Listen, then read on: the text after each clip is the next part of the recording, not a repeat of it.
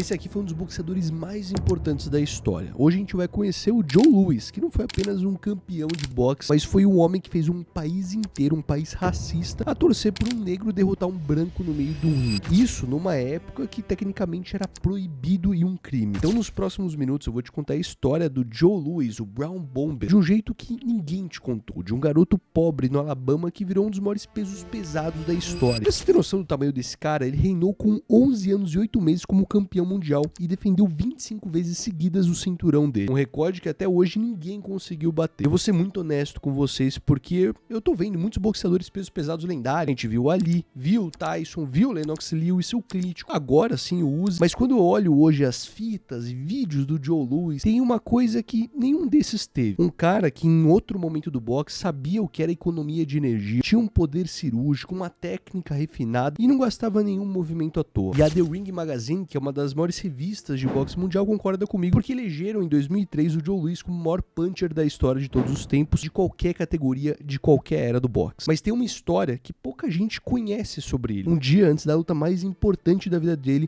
o Joe Louis foi chamado para dentro da Casa Branca. O presidente dos Estados Unidos em pessoa apertou o braço dele e disse uma frase que mudou a história. Uma frase que colocou o peso do mundo inteiro em cima dos ombros de um garoto negro do Alabama. E eu vou te contar exatamente que frase foi essa e o que aconteceu depois dela, pra ir pra frente desse vídeo. Porque pra gente entender porque essa frase foi tão pesada, você precisa entender primeiro de onde que esse moleque surgiu. Prazer, eu sou Johnny Vicari, criador aqui do Projeto Esquiva Falando, e a gente tem uma única missão: digitalizar o boxe no Brasil, trazer todas as histórias desses boxeadores à tona em alta qualidade de conteúdo aqui de graça pra vocês no YouTube. Se você acessar o nosso canal aqui, a gente tem mais de 100 vídeos documentando histórias de boxeadores, lutas e documentários de quase todos os boxeadores que você já conhece. Se você não encontrou o boxeador que você gosta, deixa uma sugestão nos comentários que provavelmente eu vou colocar ele na lista para eu fazer o documentário de todos os boxeadores. Tudo que você está vendo aqui é uma produção que envolve editor, pesquisa e também a parte comunicacional minha. Então é um trabalho que a gente investe bastante dinheiro para trazer retorno para o boxe e trazer o boxe de novo para o debate esportivo no Brasil. E para tudo isso ser financiado, a única coisa que eu te peço é: se inscreva no canal, deixa um like no vídeo, um hype aqui embaixo e principalmente use nossos cupons dos nossos parceiros. Se você for comprar na Grow Suplementos, suplementação, whey protein ou até um óleo de peixe ômega 3, né, que eu tomo para não danificar o cérebro, multivitamínico, utilize o cupom FALA lá, porque você garante seu desconto e ajuda meu canal, assim como na Máximo Boxe, empresa que produz as melhores luvas de boxe. Na minha opinião, você pode utilizar o cupom FALA em ambos os sites e vai ajudar bastante a gente a continuar produzindo vídeos como esse. Então agora vamos direto para a história do Joe Louis. A história começa pré-guerra mundial, 1914, no Alabama. O Joseph Louis Barrow nasce numa casinha, pau a pique, montada lá numa cidade pequena de Chambers, Alabama. Pra quem não tá ligado, o que é Alabama, né, pra gente que é brasileiro, cara, nos anos de 1910 era o pior lugar do mundo pra se morar ou pra um menino negro nascer. Essa era uma terra que era governada sobre as leis de Jim Brown. Era um sistema que tinha segregação racial, onde os brancos deveriam ser separados dos negros. Principalmente quando a gente vê naqueles filmes de história onde os negros sentavam em outro lugar do ônibus e os brancos na outra parte. Era um estado onde a segregação racial era legalizado na época. Então não era fácil a vida dos negros no Alabama em 1910. E por isso, obviamente, ele veio de uma família muito pobre, onde o pai trabalhava para ganhar migalhas na terra de outras pessoas, a mãe dele lavava a roupa, era dona de casa. E quando o Joey tinha 2 anos de idade, o pai dele foi internado no hospital psiquiátrico. E depois disso ele nunca mais voltou. Então ele estava num lugar ruim, numa casa pior ainda. E quem ajudou e foi a salvadora de tudo foi a mãe dele, que juntou os 8 filhos, casou de novo com outro cara que também tinha mais 8 filhos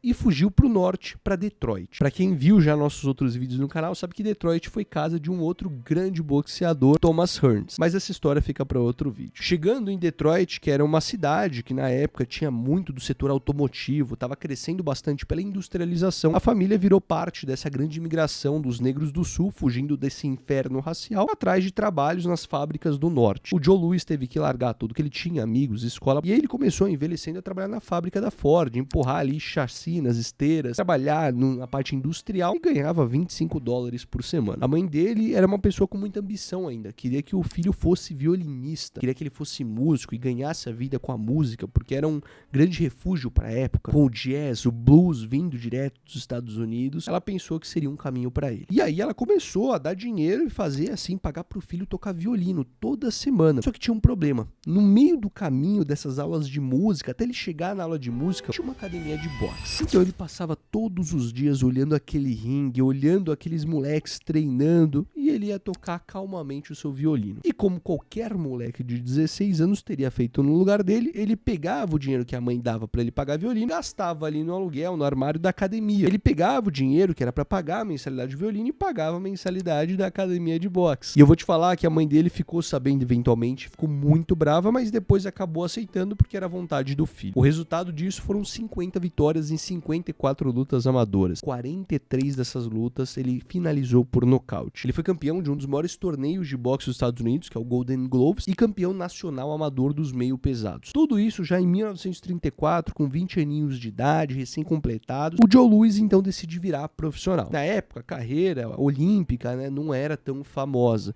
então foi direto pro boxe profissional. E agora eu queria fazer uma análise técnica, antes de eu te contar o resto da história dele, explicando como que funciona o estilo de boxe do Joe Louis. Por que ele é tão especial dentro do ringue? Porque a galera que nunca assistiu um vídeo dele, imagina um cara meio como o Tyson, um cara meio que furacão, ia pra cima, atacava o tempo todo. O Joe Louis não era bem isso, era quase que o contrário. Ele tinha 1,87 m de altura, 95 kg e tinha muito músculo. E a característica principal dele é que ele não desperdiçava nenhum movimento. Ele tinha uma economia de energia absurda. Cada jab era reto, como uma flecha, não era desperdiçado. Cada cruzado tinha um peso do corpo inteiro ali por trás. Cada gancho saía de um ângulo impossível de prever. Ele não era o lutador mais rápido, não era o lutador mais ágil nas pernas, mas ele era o finalizador mais frio que os pesos pesados já viu. A mão dele entrava quase sempre. Ele tinha muita precisão nos golpes. Ele é o tipo de boxeador que eu acho que você sabe, na sua academia deve ter um deles, que se o cara encontra um golpe em você, cara, ele te machuca de verdade. E no primeiro ano como profissional, o Joe Louis venceu 23 lutas consecutivas, quase todas por nocaute, e aí o grande teste veio em 1935 contra o Primo Carnera, que era um gigante italiano de 2 metros de altura, 120 quilos. Lembrando que na divisão dos pesos pesados, cara, se você pesar ali mais do que 95, 100 quilos, você pode lutar com um cara de 100 contra um cara de 150 quilos. Você não tem uma divisão. Tudo que é acima de 100 quilos, a galera considerava peso pesado. Isso até hoje, por isso até a galera tá cogitando criar uma categoria de super pesos pesados. Mas enfim, isso aqui não vem ao caso agora. Esse italiano que ele ia lutar era ex-campeão mundial dos pesados e não era só uma luta de boxe, era também uma parte meio que política. O Carnera era visto como símbolo do Mussolini. Lembra desse cara, Segunda Guerra Mundial, um ditador lá da Itália, pô, o cara super do mal? A Itália na época era uma Itália fascista, tinha acabado de invadir a Europa inteira, invadia países africanos.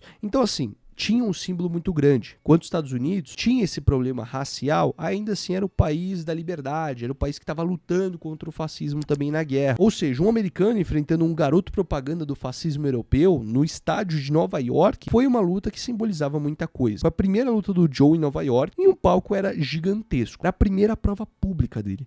E ele deu um show naquela noite para 60 mil pessoas que viram ele destruir o Carneiro em 6 rounds. Foi um nocaute técnico porque o cara tinha amassado o cara literalmente. Ou seja, naquele momento, o Joe Louis tinha chegado à grande mídia. Fica comigo aqui, eu sei que já pegou o celular pra ver TikTok agora, mas foca aqui, porque aqui entra o momento da transição de carreira dele. Porque a ascensão vem agora. O Joe Louis era o nome mais quente do boxe americano. Era a grande promessa. Era um talento puro a ser esculpido. Mas tinha meio que uma parede invisível, um grande obstáculo na frente dele. Isso acontece porque na América, em 1936, tinha um trauma chamado Jack Johnson. O Jack Johnson foi o primeiro negro a ser campeão mundial dos pesados. Isso lá em 1908. E ele era tudo que a América branca odiava. Alto, arrogante, provocador. Ele era meio que o estereótipo do vilão no boxe. E quando o Jack perdeu o cinturão em 1915, a federação fechou a porta. 29 anos sem nenhum negro ter o direito de disputar o título dos pesados. Isso ficou conhecido como a linha de cor, a tradução, né? Um acordo informal, mas um acordo que era dito ali na organização. Os empresários não botavam os negros pra lutar e tudo isso acontecia por baixo dos panos. E obviamente que os empresários do Joe Louis sabiam desse acordo ali das federações e tomaram uma decisão estratégica e pesada. Eles criaram um código de conduta para o Joe. Ele não podia ser visto sorrindo perto de uma mulher branca, ele não podia comemorar em cima de um adversário caído, ele não podia se gabar em uma entrevista. Ele tinha que se portar muito melhor do que qualquer outra pessoa pelo simples fato da cor dele. Ele tinha que ser o oposto do que o Jack Johnson tinha sido. Tinha que ser sóbrio, sério, humilde, para que a América pudesse então engolir um campeão negro de novo. Só que antes da chance pelo cinturão, o Joe ia enfrentar um cara que ia mostrar para ele o que era um humano, um alemão chamado Max Chamberlain, um ex-campeão mundial, 30 anos, já bem mais veterano. O mundo inteiro achava que o Joe ia passar em cima dele e ia mostrar que vinha nova ascensão. Era uma luta de escada. Só que o Max fez uma coisa que ninguém na época fazia. Ele estudou a fita do Joe Louis, ele assistiu todas as lutas e descobriu uma coisa que ninguém tinha visto. Toda vez que o Joe jogava o jab, ele trazia a mão esquerda de volta mais baixo que o normal. Ele não voltava na altura do rosto. Ele deixava o lado que vinha direto da cabeça aberto para um cruzado de direita. E o Max era especialista exatamente nessa técnica. Então, em 1936, lá em Nova York, o Joe chegou desesperado. Tinha treinado mal, andou jogando golfe ao invés de lutar boxe. E o Max fez exatamente o que ele planejou. No quarto round, uma direita no maxilar dele que leva o Joe Louis ao chão pela primeira vez na carreira. A luta não acabou no nocaute naquele momento. A luta foi pro 12º round e o Joe desaba novamente. E ali, no 12º round, ele é nocauteado. 28 vitórias e a primeira derrota. E o pior que com essa vitória, o Max Chamberlain passou à frente do Joe Louis na fila para disputar o cinturão mundial, atrasando a carreira do Joe Louis. Agora uma coisa complica porque o Max tinha virado o próximo desafiante e a América estava em pânico, porque o Chamberlain, se ele ganhasse o título, ele ia levar o cinturão para a Alemanha. A Alemanha também, antes da Segunda Guerra Mundial, todo mundo tinha essa disputa política e ninguém nunca mais ia ver essa coisa de cinturão, nunca mais, porque ele ia levar pra Alemanha, nunca mais ia sair de lá. O líder da Alemanha, que você sabe quem é, tava subindo naquele momento, a Alemanha tava marchando ali pra Áustria, começando ali esporadicamente a guerra, e o mundo já tava ali esquentando ali os motores pra Segunda Guerra Mundial. Os Estados Unidos se viram num beco, ainda não tinham entrado na guerra, mas tomaram uma decisão inédita. Eles passaram Chamberlain na fila e deram a chance pro Joe Louis. Ou seja, eles não davam chance pro negro, mas por conta da Segunda Guerra Mundial e pela pressão que eles tinham pela Alemanha e não quererem ver isso acontecendo, tiveram que dar a chance pro Joe Louis. Só que o Joe Louis teve que pagar um preço pesado. Ele assinou um contrato cedendo 10% de todos os rendimentos futuros dele para o empresário do campeão Jim Braddock. E era um contrato que dava 10% da vida dele. Tudo que ele ganhasse dali para frente era 10% desse cara. Ou era isso, ou não tinha acordo nenhum. Até que a gente chega em 1937, em Chicago, Joe Louis contra James J. Braddock. O Cinderella Man, um cara também que foi um grande boxeador, que foi a primeira chance de um negro disputar um mundial em 22 anos. A América Negra parou aquele dia para assistir aquela luta. E a luta começa.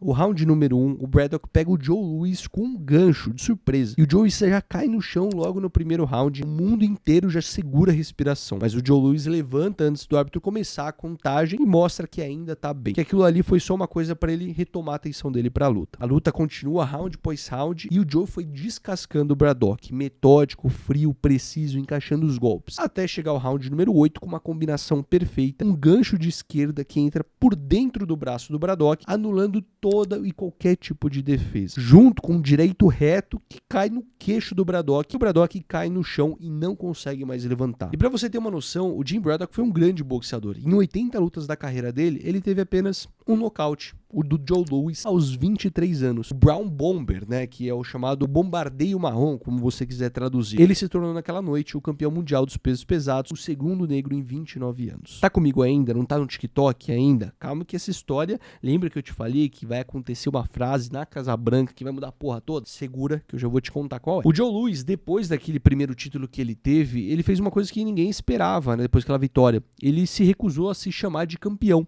Ele disse para a empresa que não era o campeão enquanto não bateria no alemão Max Chamberlain. Ou seja, o Joe Louis naquele momento mostrou que o que vale é a honra do lutador. Que ele queria bater no real campeão e queria a sua vingança. E aí chegou a vez daquela revanche. A revanche que foi talvez a luta mais importante da história do Joe Louis, pelo menos para ele. A luta que o presidente dos Estados Unidos na época, o Franklin Roosevelt, chamou ele para a Casa Branca. Isso foi dia 22 de junho de 1938, exatamente um ano depois de ganhar o cinturão, de novo em Nova York, dessa vez 72 mil pessoas. E aqui é aquele momento que eu prometi no começo do vídeo pra vocês. Dias antes da luta, o Joe Louis foi chamado na Casa Branca. O presidente, um dos mais famosos da história, Franklin D. Roosevelt, o homem mais poderoso do mundo, apertou o braço direito do Joe Frazier e disse, olhando no fundo os olhos dele. Joe, nós precisamos desses músculos para derrotar a Alemanha. Você entendeu a responsabilidade que você está carregando? Irmão, eu fico até arrepiado. Imagina o presidente dos Estados Unidos da América acabando de colocar a luta contra o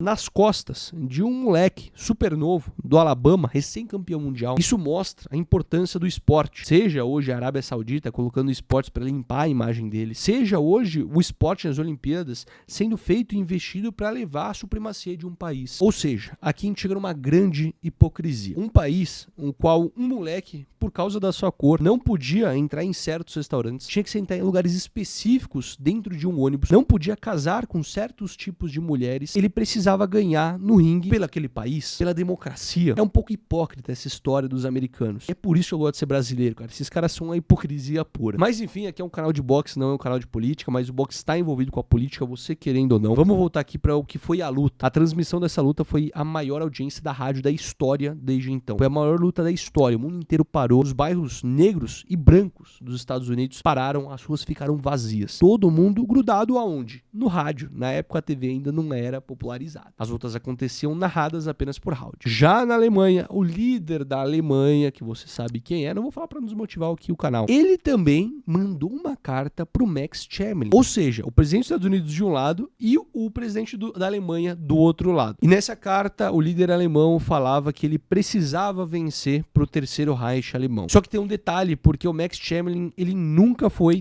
Mas mesmo ele não sendo dessa ideologia, o regime político pegou ele como símbolo. E ele, obviamente, não tinha como recusar, porque senão ele ia ser cortado. E naquela noite aconteceu o que se fosse uma repercussão de uma guerra mundial, uma premonição pelo menos, uma coisa que nunca tinha acontecido antes na história. Além disso representar quase que uma guerra mundial, existia também na plateia americana em Nova York, uma plateia majoritariamente branca, gritando e rogando para a vitória de um homem negro em cima de um homem branco, se juntando a um inimigo comum, que no caso era a Alemanha. Assim, o gongo toca e agora a gente entra no boxe, na porradaria. O Joe Louis entra como um furacão, com toda aquela pressão, aquela ansiedade, adrenalina. Ele fez uma coisa que ele nunca fez antes. Ele chegava dando um direto de direita no queixo. E o Schmeling cambaleava logo no começo, uma sequência surreal de gancho no corpo. Dizem que uma das direitas do Joe Louis acertou as costelas do Chamberlain com tanta força que fraturou 2 vértebras. Só que a história a gente não sabe se é real,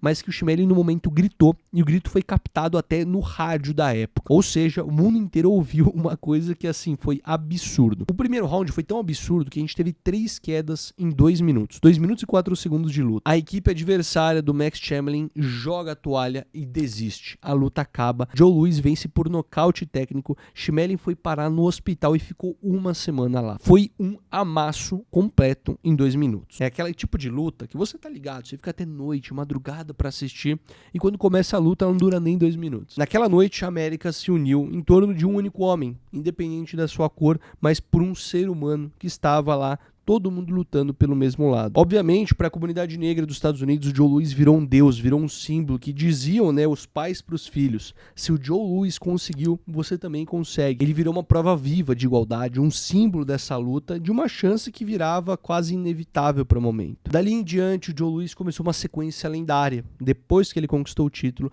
fez 25 defesas de título consecutivas. Recorde que até hoje está de pé. Em 1942, os Estados Unidos oficialmente já na guerra, o Joe Louis se alistou para o exército.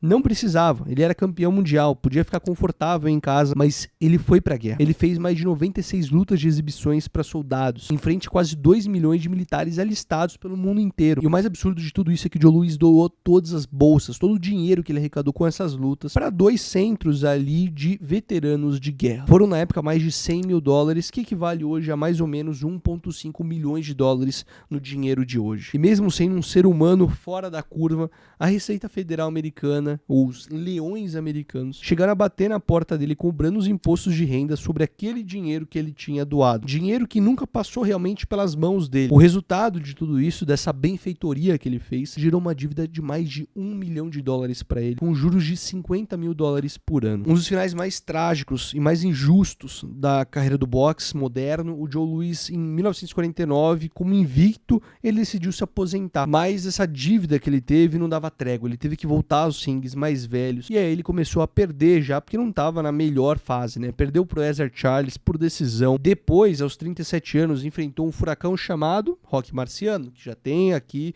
o documentário no canal. Um cara que era 10 anos mais novo do que ele, era invicto, tava socando como uma britadeira. Rocky Marciano que se inspirou muito no Joe Louis. Eu já contei essa história da luta do Rocky Marciano com o Joe Louis no documentário dele, mas pra você quiser ver. Mas naquele momento ele foi nocauteado pra fora do ringue. E dizem que o Rocky Marciano, por ter nocauteado o seu ídolo, chorou no vestiário. E aquela luta foi a última luta do Brown Bomber, do Joe Louis. O recorde final dele foi de 66 vitórias, 3 derrotas e 52 nocautes, uma taxa de 78% de nocaute. Numa época que não tinha tantas divisões de boxe como existiam hoje, naquela época ele tinha um único cinturão e defendeu aquele único cinturão por 11 anos consecutivos. Se eu pudesse falar pra vocês qual que é a melhor luta dele, na minha opinião, sem dúvidas, a gente tem que deixar a luta mais importante, a do Joe Louis contra o Max Chamberlain, a segunda luta. Uma luta que durou 2 minutos e 4 segundos, que mudaram a história do mundo. Mas infelizmente essa história não tem um final feliz, porque depois do Marciano, o Joe Louis virou lutador de luta livre para pagar as contas, se humilhava publicamente para conseguir pagar a dívida. Depois teve que virar recepcionista do Caesar Palace em Las Vegas, apertando mão de apostadores ricos que entravam no hotel. E foi assim, no Caesar Palace, que ele morreu dia 12 de abril de 1981, aos 66 anos. Um infarto, não tinha dinheiro nem pro enterro dele. Sabe quem pagou o enterro dele? E, pô, puta curiosidade aqui, foi o Ronald Reagan, que era presidente dos Estados Unidos na época, que abriu uma exceção no regulamento e autorizou o enterro do Joe Louis no cemitério